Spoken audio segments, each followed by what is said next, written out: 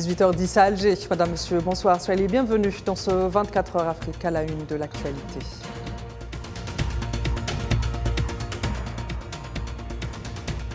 Depuis New York, le chef de la diplomatie algérienne Ahmed Attaf réaffirme la position de son pays en faveur d'un cessez-le-feu immédiat à Gaza, en proie à une offensive génocidaire sioniste, avant de souligner l'impératif de réprimer l'impétuosité de l'occupant quant au ressuscitement du projet du Grand Israël sur les cendres et décombres du projet national palestinien.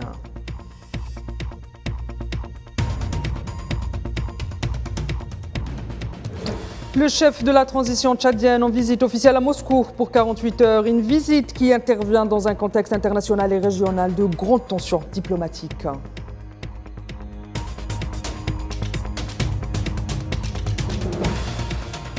Et puis, Cannes 2023, les Verts quittent la compétition face à la Mauritanie. Dans la foulée, le sélectionneur Jamel Benmadi annonce aux joueurs sa démission.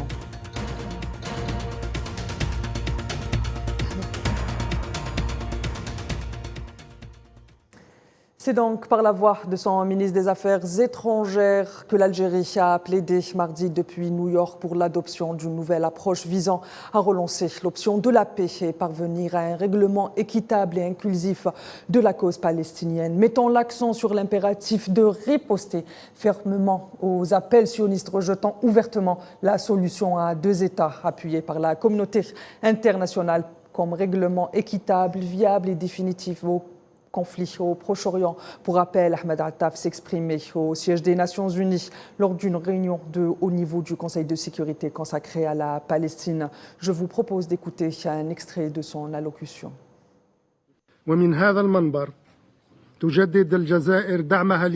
À partir de cette tribune, l'Algérie renouvelle son soutien afin d'accorder le statut de membre à part entière à l'État de Palestine au sein des Nations Unies. Et c'est la requête qu'a adoptée le mouvement des non-alignés lors de son dernier sommet, comme une mesure urgente dans le but de la sauvegarde des fondamentaux d'une solution à deux États et comme une étape inéluctable en vue de sauvegarder les bases juridiques quant à l'édification d'un État palestinien indépendant et souverain sur les frontières de 1967 avec Al-Quds comme capitale. L'Algérie salue et valorise hautement les lois prémices de l'abandon de ce traitement de faveur à travers des initiatives de haute facture, courageuses et audacieuses, visant à contraindre l'occupation sioniste à prendre ses responsabilités, et j'entends particulièrement l'initiative du président Abdelmajid Tebboune de mobiliser des experts internationaux et des organisations du droit international pour traduire en justice l'occupation sioniste devant les instances internationales afin de mettre un terme à des décades qui l'ont vu échapper aux questionnements, aux comptes rendus et aux sanctions. Et j'entends par là l'initiative de la République sud-africaine de déposer plainte contre l'occupation israélienne devant la Cour internationale de justice pour génocide contre Gaza. Et par ailleurs, Ahmed Attaf a tenu mardi au siège des Nations Unies plusieurs rencontres bilatérales avec ses homologues, parmi les représentants des États membres et non membres du Conseil de sécurité, notamment la Russie, l'Indonésie, l'Iran, la Jordanie, la Malaisie et le Liban. Ces rencontres interviennent en marge de sa participation à la séance débat de haut niveau du Conseil de sécurité sur la question palestinienne, indique un communiqué du ministère.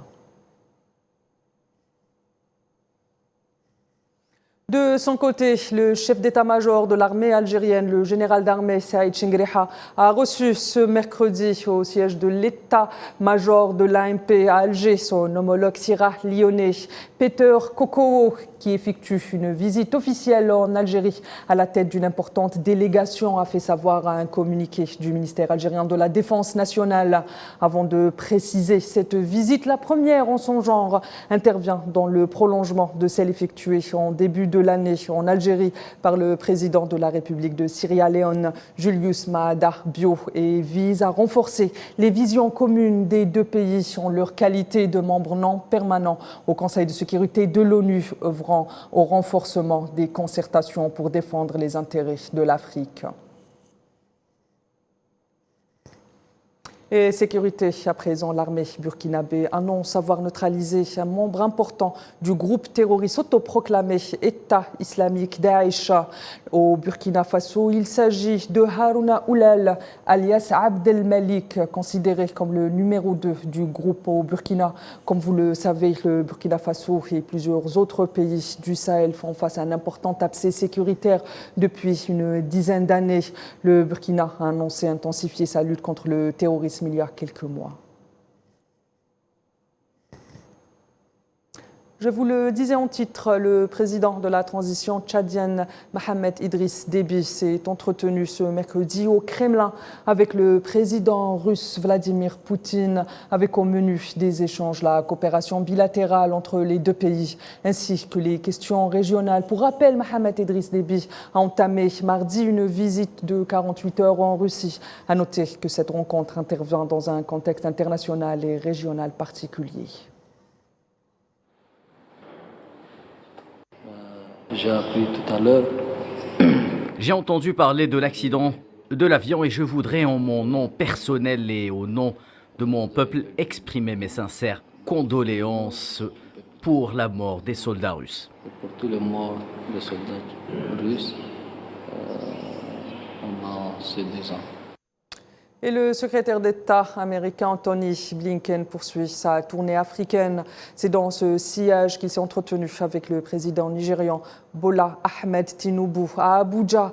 La tournée du chef de la diplomatie américaine se veut axée surtout sur le commerce, la sécurité et la promotion de la démocratie et intervient là aussi dans un contexte international et continental en plein bouleversement souffrant de lutte d'influence entre les puissances pour leur hégémonie en Afrique. À noter que la prochaine étape de Blinken est l'Angola. La question de Gaza est une question que le président Tinubu a soulevée au cours des discussions et qui a fait l'objet de délibérations. Cela a été longuement discuté. L'approche ici est de se concentrer sur les points communs, donc une chose que nous avons en commun, le dénominateur commun entre les États-Unis et le Nigeria, et le fait que nous sommes tous deux d'accord sur le fait que la voie à suivre est une solution à 2 États. Lors de l'Assemblée générale des Nations unies en septembre dernier, le président Tinubu a déclaré, et je cite, que l'Afrique n'est rien de moins que la clé de l'avenir du monde. Je suis ici au Nigeria à la demande du président Biden. Et plus tôt cette semaine, nous étions au Cap-Vert, en Côte d'Ivoire, et nous nous rendrons en Angola parce que nous partageons cette conviction. L'Afrique a façonné notre passé, elle façonne le présent, elle façonnera l'avenir.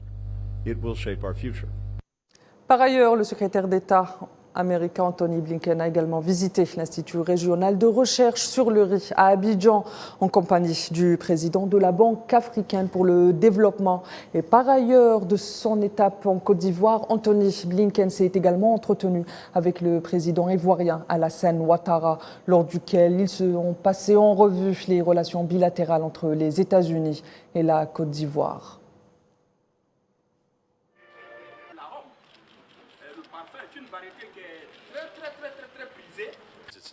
And actually, more than itself, a place where Africa feeds. Yes, you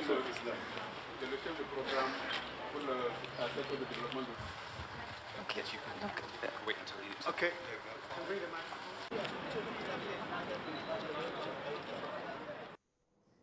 Et direction le Liban, où une créatrice de mode camerounaise vivant et travaillant au Liban s'est donnée pour mission la célébration de la culture et du patrimoine africain. Mais c'est aussi une histoire de survie, un cri de ralliement en faveur de l'activisme, notamment aux travailleurs migrants. Je vous propose de l'écouter.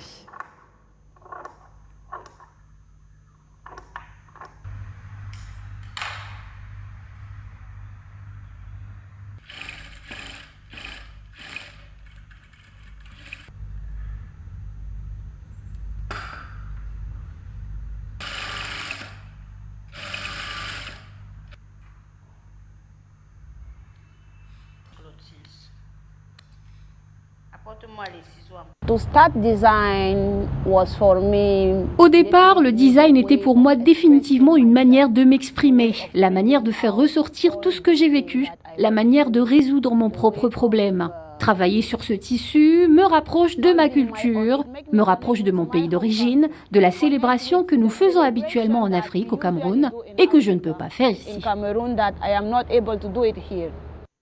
Clap de fin donc pour Djamel Belmadi avec les Verts d'Algérie. Le sélectionneur national a annoncé sa démission aux joueurs dans les vestiaires à l'issue de la défaite concédée mardi soir face à la Mauritanie 0-1 au stade de la Paix de Bouaké. Une défaite synonyme d'élimination dès le premier tour de la CAN 2023 en Côte d'Ivoire. On est dans cette compétition et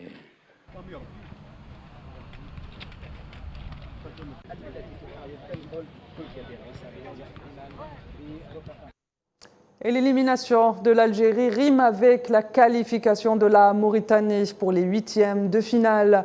Une qualification historique pour le pays qui décroche ainsi la troisième place qualificative de la poule D. Les Morabites qui devront affronter un autre petit poussé qui excelle dans cette compétition, en l'occurrence le Cap-Vert.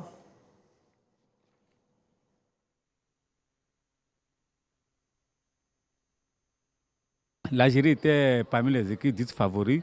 Et hier, face à une équipe, à une modeste formation de la Mauritanie, qui se fait battre 1-0 et puis du coup se fait éliminer. C'est vraiment la grande surprise de ce tournoi. Ils n'ont pas vraiment commencé fort cette phase de groupe, mais en tout cas ils ont essayé ce qu'on peut dire.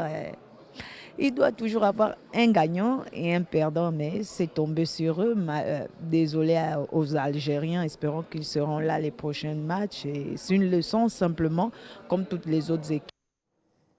Madame, Monsieur, c'est ainsi que s'achève ce 24 heures Afrique. L'info continue sur l'ensemble de nos plateformes digitales qui s'affichent à l'instant sur le bas de votre écran. Quant à moi, je vous donne rendez-vous demain à la même heure et d'ici là, prenez soin de vous.